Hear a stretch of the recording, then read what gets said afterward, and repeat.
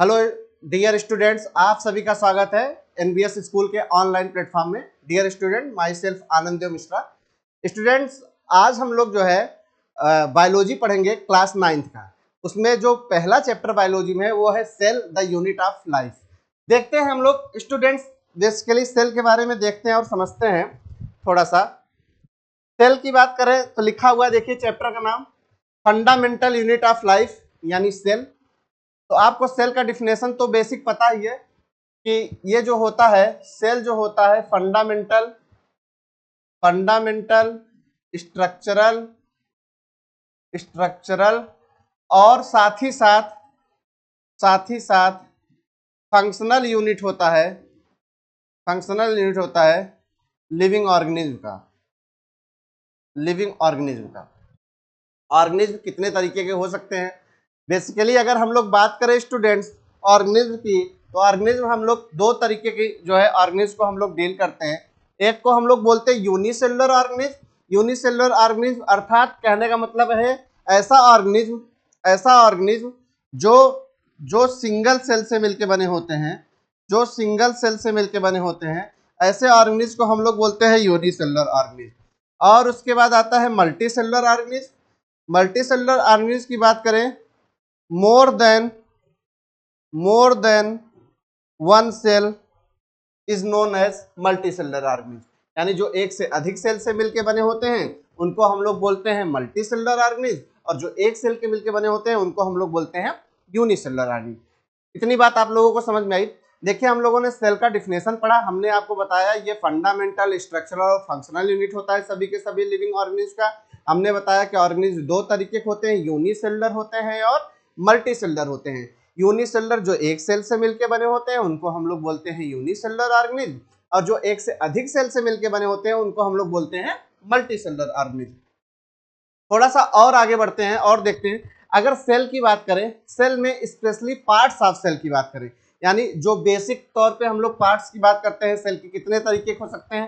पहले नंबर पे हम लोग पढ़ते हैं सेल वाल जो होता है ये प्लांट्स में देखने को मिलता है। दूसरे नंबर पे हम लोग पढ़ते हैं सेल मेम्ब्रेन प्लांट और एनिमल दोनों में पाए जाते हैं। तीसरे नंबर पे पढ़ते हैं हम लोग न्यूक्लियोटाइड जो होता है सिर्फ और सिर्फ प्रोकैरियोट सेल यानी बैक्टीरिया में देखने को मिलते हैं। और उसके बाद हम लोग पढ़ते हैं या फिर न्यूक्लियस जो होता है ये यूकैरियोटिक सेल में देखने को मिलता है। और साथ ही साथ हम लोग पढ़ेंगे साइटोप्लाज्म के बारे में। यानी पार्ट्स ऑफ सेल की बात करें तो हम लोग पढ़ते हैं सेल वाल जो होता है प्लांट्स में देखने को मिलता है। सेल मेम्ब्रेन प्लांट्स और एनिमल दोनों में देखने को मिलता है। न्यूक्लियोटाइड हमारा प्रोकैरियोटिक सेल यानी बैक्टीरिया वगैरह में देखने को मिलता है। उसके बाद न्यूक्लियस हमारा जो होता है यूकैरियोटिक सेल में देखने को मिलता है। और हम लोग पढ़ते हैं साइटोप्लाज्म। अब देखते हैं साइटोप्लाज्म के अंदर हम लोग क्या क्या देखते हैं। अगर हम लोग बात करें साइटोप्लाज्म की, इसके अंदर हम लोग को क्या क्या देखने को मिलता है। साइटोप्लाज्म के अंदर बच्चों हम लोग को देखने को मिलता है एंडोप्लाज्मिक रेटिकुलम। साइटोप्लाज्म के अंदर हम लोग को देखने को मिलता है गोल्जी एपरेटस। साइटोप्लाज्म के अंदर हम लोग को देखने को मिलता है लाइसोसोम। साइटोप्लाज्म के अंदर ही हम लोग को देखने को मिलता है माइटोकॉन्ड्रिया। साइटोप्लाज्म के अंदर हम लोग को देखने को मिलता है वैक्यूल्स। साइटोप्लाज्म के अंदर हम लोग को देखने को मिलता है प्लास्टिड्स। साइटोप्लाज्म के अंदर हम लोग को देखने को मिलता है सेंट्रियोल्स। साइटोप्लाज्म प्लांट और एनिमल दोनों के केस में पाए जाते हैं। तो लगभग endoplasmic reticulum, Golgi apparatus, lysosome, mitochondria, vacuoles ये दोनों के केस में देखने को मिलता है।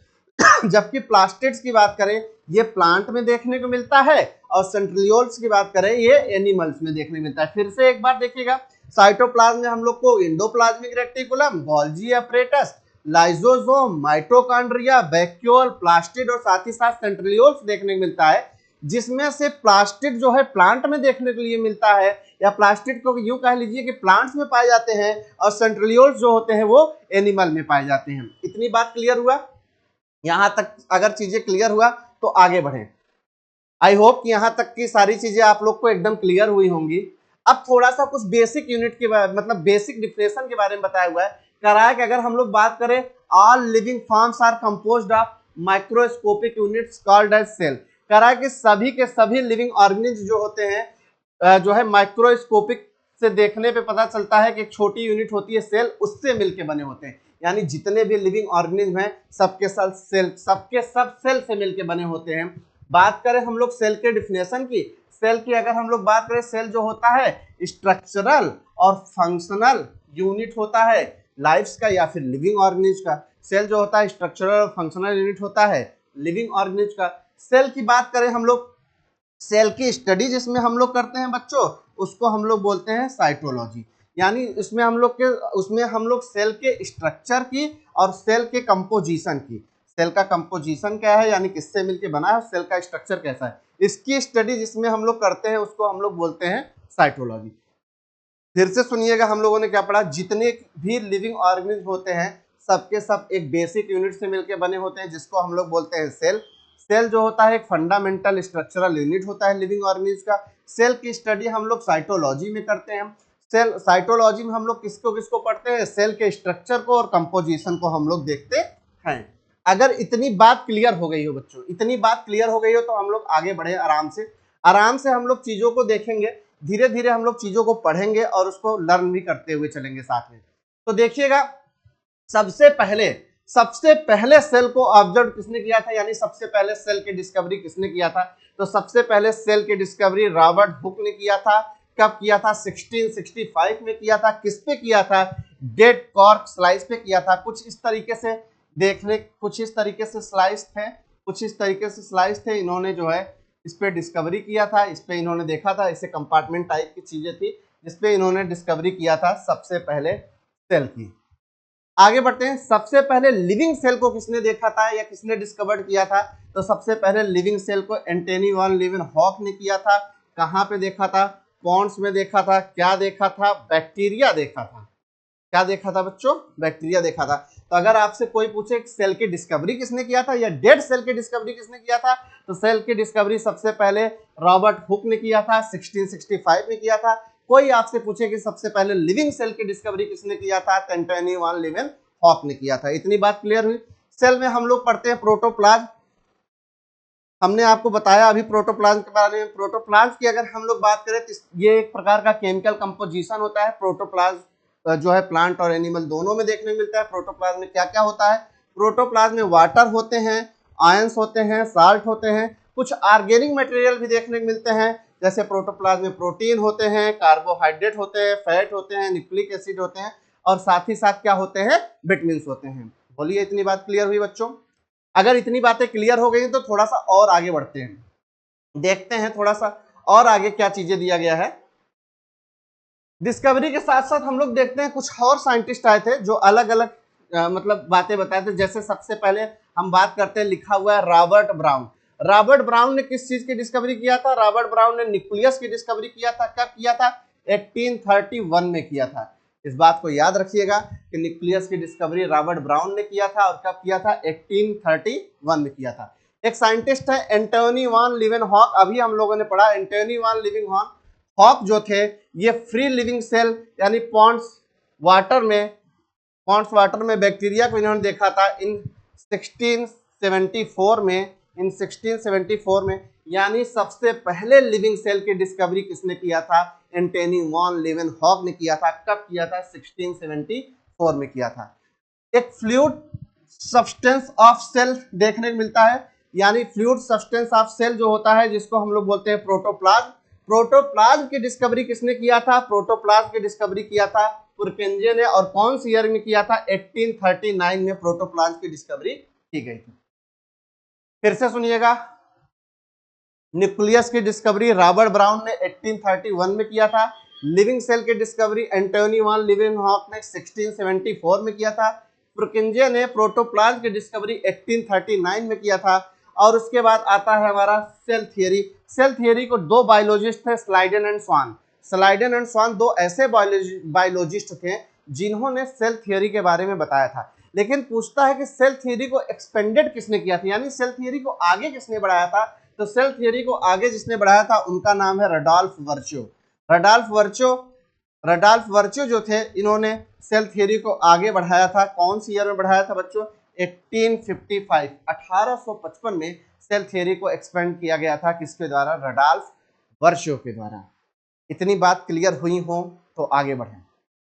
फिर से सुन लीजिएगा, कुछ डिस्कवरी के बारे में बात कर रहे हैं। सबसे पहले सेल की डिस्कवरी किया था रॉबर्ट हुक ने, लिविंग सेल की डिस्कवरी किया था एंटोनी वान लीवेनहॉक ने, न्यूक्लियस की डिस्कवरी किया था रॉबर्ट ब्राउन ने, और बात करें अगर हम लोग जो है साइटोप्लाज्म की तो प्रोटोप्लाज्म की डिस्कवरी किया था पुरकेंजे ने, और सेल थ्योरी किसने दिया था, स्लेडन एंड स्वान ने दिया था, और सेल थ्योरी को एक्सपेंडेड किसने किया था, तो रडॉल्फ वर्चो ने किया था। इतनी बात क्लियर हुआ।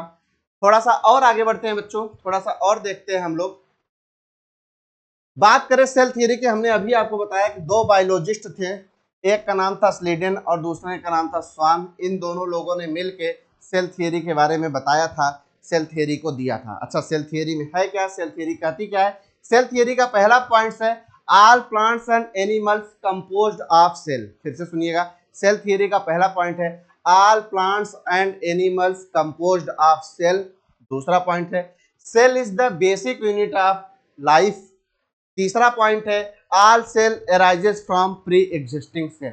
फिर से सुनिएगा, सेल थ्योरी का पहला पॉइंट है all plants and animals composed of cell. दूसरा है cell is the basic unit of life. तीसरा है all cell arises from pre existing cell. और एक बात और आपको बता दें, जो वायरसेस होते हैं are the exception of cell theory. पूछता है कि सेल थ्योरी का एक्सेप्शन क्या हो सकता है, तो वायरस जो होते हैं ये सेल थ्योरी के एक्सेप्शन होते हैं। सेल थ्योरी आपको पता है किसने दिया था, सेल थ्योरी दिया थे स्लेडन एंड स्वान ने। थोड़ा सा और आगे बढ़ते हैं बच्चों, थोड़ा सा और देखते हैं कि हम लोग की और क्या चीजें हैं। आते हैं यूनिसेलुलर ऑर्गेनिज्म और मल्टीसेलुलर ऑर्गेनिज्म में जो है डिफरेंस देखते हैं कुछ कैरेक्टर के आधार पर। जैसे सेल नंबर की बात करें, सेल नंबर के आधार पर यूनिसेलुलर ऑर्गेनिज्म जो होता है वो सिंगल सेल का होता है, आपको पहले ही पता है। मल्टीसेलुलर ऑर्गेनिज्म जो होता है वो लार्ज नंबर ऑफ सेल के होते हैं, यानी एक से अधिक सेल से मिलकर बने होते हैं। वहीं दूसरे नंबर पे बात करते हैं, सेल नंबर की बात आते हैं फंक्शन। यूनिसेलुलर ऑर्गेनिज्म की अगर हम लोग बात करें, फिर से सुनिएगा, दूसरे नंबर का कैरेक्टर है फंक्शन। उसमें हम लोग अगर यूनिसेलुलर ऑर्गेनिज्म की बात करें, all functions are performed by a single cell, यानी यूनिसेलुलर ऑर्गेनिज्म में जितने भी परफॉर्म होते हैं फंक्शन वो सिर्फ और सिर्फ एक सिंगल सेल से ही होते हैं। जबकि वहीं पे मल्टी सेलुलर ऑर्गेनिज्म की बात करें तो जितने भी परफॉर्म होते हैं फंक्शन वो डिफरेंट सेल से परफॉर्म होते हैं और डिफरेंट स्पेसिफिक फंक्शन को दिखाता है। देखिएगा लिखा हुआ है function, all functions are perform by single cell unicellular organism, और मल्टी सेलुलर में देखते हैं different cell perform different specific function, different cell perform different specific function. तीसरे कैरेक्टर पे आते हैं रिप्रोडक्शन। रिप्रोडक्शन में बात करें यूनिसेलुलर ऑर्गेनिज्म में, आपको पता है involve a same single cell. Unicellular organism के रिप्रोडक्शन में सिर्फ और सिर्फ एक सिंगल सेल ही इन्वॉल्व होता है रिप्रोडक्शन में। जबकि मल्टीसेलुलर ऑर्गेनिज्म की बात करें, वहां पे स्पेशलाइज्ड सेल देखने के लिए मिलते हैं, जैसे जर्म सेल हो गए, ये सब के सब इन्वॉल्व होते हैं या इसके पार्ट इन्वॉल्व होते हैं रिप्रोडक्शन में। यूनिसेलुलर ऑर्गेनिज्म में एक सिंगल सेल में इन्वॉल्व होता है, यूनिसेलुलर ऑर्गेनिज्म में एक सिंगल सेल इन्वॉल्व होता है रिप्रोडक्शन में। जबकि मल्टी सेलुलर ऑर्गेनिज्म में स्पेशलाइज्ड सेल होते हैं जिसको हम लोग बोलते हैं जर्म सेल, ये इन्वॉल्व होते हैं रिप्रोडक्शन में। बात करते हैं तीसरे कैरेक्टर पे, लाइफ स्पेन। लाइफ स्पेन आपको पता है यूनिसेलुलर ऑर्गेनिज्म की शॉर्ट होती है और मल्टी सेलुलर ऑर्गेनिज्म की लॉन्ग होती है। फिर से देखिएगा, हम लोगों ने डिफरेंस पढ़ा यूनिसेलुलर और मल्टी सेलुलर ऑर्गेनिज्म में कुछ कैरेक्टर के आधार पे। कैरेक्टर यो थे, सेल नंबर कैसे हो सकते हैं, इनका फंक्शन कैसा हो सकता है, रिप्रोडक्शन कैसा हो सकता है और लाइफ स्पेन कैसे हो सकती है। तो सेल नंबर की बात करें तो unicellular single cell, multi cellular large cell. बात करें फंक्शन तो यूनिसेलुलर ऑर्गेनिज्म में सिंगल सेल फंक्शन करता है, मल्टी सेलुलर ऑर्गेनिज्म में मल्टी सेलुलर फंक्शन करते हैं, अलग अलग स्पेसिफिक फंक्शन को दिखाते हैं। रिप्रोडक्शन की बात करें, रिप्रोडक्शन में यूनिसेलुलर ऑर्गेनिज्म में सिंगल सेल इन्वॉल्व होता है और मल्टी सेलुलर ऑर्गेनिज्म में स्पेशल सेल जो जर्म सेल पाया जाता है वो इन्वॉल्व होता है। बात करें लाइफ स्पेन की, यूनिसेलुलर ऑर्गेनिज्म की थोड़ी कम और मल्टी सेलुलर की थोड़ी ज्यादा। थोड़ा सा और आगे बढ़ते हैं बच्चों, यहाँ पे on the basis of type of organisation, organisation के आधार पे बेसिस पढ़ेंगे, यानी हम लोग पढ़ेंगे प्रोकैरियोटिक ऑर्गेनिज्म और यूकैरियोटिक ऑर्गेनिज्म। आपको पता है प्रो, प्री, प्राई मतलब शुरू में न्यूक्लियर आने वाले ऑर्गेनिज्म और डेवलप टाइप के न्यूक्लियस पाए जाने वाले ऑर्गेनिज्म के बारे में हम लोग पढ़ेंगे। प्रोकैरियोटिक ऑर्गेनिज्म की अगर हम लोग बात करें, very minute in size, prokaryotic organism की साइज बहुत ही माइन्यूट होती है, जबकि यूकैरियोटिक ऑर्गेनिज्म की बात करें फेयरली लार्ज इन साइज, ये साइज में थोड़ा सा बड़े होते हैं। यूकैरियोटिक ऑर्गेनिज्म लार्ज होते हैं, साइज में थोड़ा बड़े होते हैं, प्रोकैरियोटिक ऑर्गेनिज्म छोटे होते हैं साइज में। बात करते हैं नेक्स्ट कैरेक्टर की, न्यूक्लियर रीजन की बात करें, न्यूक्लियोइड्स की बात करें, not surrounded by nuclear membrane, यानी यहाँ पे न्यूक्लियोइड्स जो होते हैं न्यूक्लियर मेम्ब्रेन से सराउंडेड नहीं होते हैं प्रोकैरियोटिक ऑर्गेनिज्म, जबकि यूकैरियोटिक ऑर्गेनिज्म में जो है जो न्यूक्लियोइड्स होते हैं वो न्यूक्लियर मेम्ब्रेन से सराउंडेड होते हैं। इस बात को समझिएगा, यानी अगर बात करें प्रोकैरियोटिक ऑर्गेनिज्म की तो इसके पास न्यूक्लियर मेम्ब्रेन नहीं पाया जाता है, और वहीं पे यूकैरियोटिक ऑर्गेनिज्म में न्यूक्लियर मेम्ब्रेन देखने को मिलता है। थोड़ा सा और आगे बढ़ते हैं, प्रोकैरियोटिक ऑर्गेनिज्म जो होता है वो सिंगल क्रोमोसोम प्रेजेंट होते हैं, प्रोकैरियोटिक ऑर्गेनिज्म में सिंगल क्रोमोसोम प्रेजेंट होते हैं, जबकि यूकैरियोटिक ऑर्गेनिज्म में मोर देन वन क्रोमोसोम देखने को मिलता है। फिर से ध्यान रखिएगा, प्रोकैरियोटिक ऑर्गेनिज्म में सिर्फ और सिर्फ एक सिंगल क्रोमोसोम देखने को मिलते हैं, जबकि यूकैरियोटिक ऑर्गेनिज्म में मोर देन वन सेल देखने को मिलता है। प्रोकैरियोटिक ऑर्गेनिज्म की बात करें तो इसमें न्यूक्लियोलस एब्सेंट होता है प्रोकैरियोटिक ऑर्गेनिज्म में, जबकि यूकैरियोटिक ऑर्गेनिज्म में न्यूक्लियोलस हमारा देखने को मिलता है। फिर से देखिएगा, प्रोकैरियोटिक ऑर्गेनिज्म की हम लोग बात करें, प्रोकैरियोटिक ऑर्गेनिज्म साइज में माइन्यूट होते हैं, छोटे होते हैं, यूकैरियोटिक ऑर्गेनिज्म बड़े होते हैं। प्रोकैरियोटिक ऑर्गेनिज्म की बात करें न्यूक्लियर मेम्ब्रेन यहाँ पे एब्सेंट होता है, और यूकैरियोटिक ऑर्गेनिज्म की बात करें न्यूक्लियर मेम्ब्रेन यहाँ पे प्रेजेंट होता है। प्रोकैरियोटिक ऑर्गेनिज्म की बात करें यहाँ पे सिंगल क्रोमोसोम देखने को मिलता है, यूकैरियोटिक ऑर्गेनिज्म की बात करें यहाँ पे मोर देन वन क्रोमोसोम देखने को मिलता है। प्रोकैरियोटिक ऑर्गेनिज्म की बात करें न्यूक्लियोलस यहाँ पे एब्सेंट होता है, यूकैरियोटिक ऑर्गेनिज्म की बात करें न्यूक्लियोलस वहाँ पे प्रेजेंट होता है। प्रोकैरियोटिक ऑर्गेनिज्म की बात करें मेम्ब्रेन बाउंड ऑर्गेनेल एब्सेंट होते हैं, ध्यान रखिएगा बच्चों, प्रोकैरियोटिक में मेम्ब्रेन बाउंड ऑर्गेनेल एब्सेंट होते हैं, वहीं पे यूकैरियोटिक ऑर्गेनिज्म में मेम्ब्रेन बाउंड ऑर्गेनेल प्रेजेंट होते हैं। प्रोकैरियोटिक ऑर्गेनिज्म की बात करें सेल डिवीजन यहाँ पे जो देखने को मिलता है वो बाई फिजन या बाई बडिंग देखने को मिलता है, जबकि यूकैरियोटिक ऑर्गेनिज्म में सेल डिवीजन जो देखने को मिलता है वो माइटोसिस और मियोसिस के आधार पे देखने को मिलता है। फिर से सुनिएगा, प्रोकैरियोटिक ऑर्गेनिज्म में सेल मेम्ब्रेन जो होते हैं, प्रोकैरियोटिक ऑर्गेनिज्म में सेल मेम्ब्रेन बाउंड ऑर्गेनेल जो होते हैं वो एब्सेंट होते हैं, जबकि यूकैरियोटिक ऑर्गेनिज्म में सेल मेम्ब्रेन बाउंड जो ऑर्गेनेल होते हैं वो प्रेजेंट होते हैं। प्रोकैरियोटिक ऑर्गेनिज्म में सेल डिवीजन की बात करें तो बाई फिजन या बाई बडिंग देखने को मिलता है, यूकैरियोटिक ऑर्गेनिज्म में सेल डिवीजन की बात करें बाई माइटोसिस और मियोसिस देखने को मिलता है। कुछ ये फंडामेंटल और बेसिक बातें थी जिसको आज के लेक्चर में हम लोगों ने कवर किया है बच्चों।